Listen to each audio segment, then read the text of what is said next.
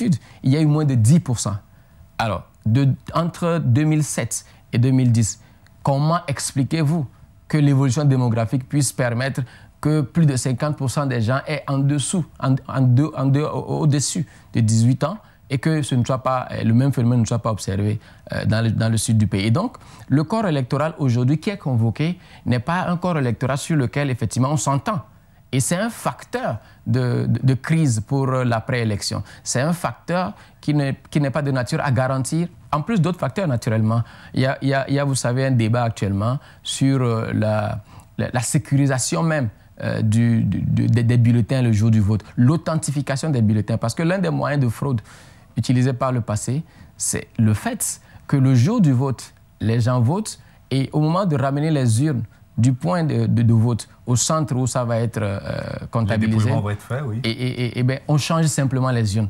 Et donc, l'opposition, la société civile et beaucoup d'organisations se battent aujourd'hui pour que prévalent au Togo des conditions d'une élection claire, transparente et démocratique. On a beaucoup parlé de France-Afrique du temps du président Gnassingbé Eyadema. Est-ce que cette France-Afrique-là, elle a cours aujourd'hui encore avec fort? Certains ont même vu de relents de France-Afrique à travers la candidature de Kofi Yamyan. Qu'en est-il concrètement?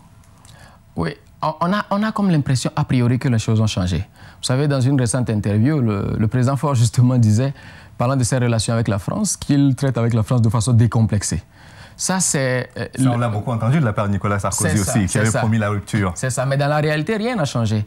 Je voudrais juste rappeler, effectivement, que par le passé, il suffisait qu'au soir de l'élection, ou 2 jours après, que le président Chirac, en son temps, dise qu'il félicite son ami personnel Eyadema pour que, justement, la mobilisation des Togolais prennent un coup de froid.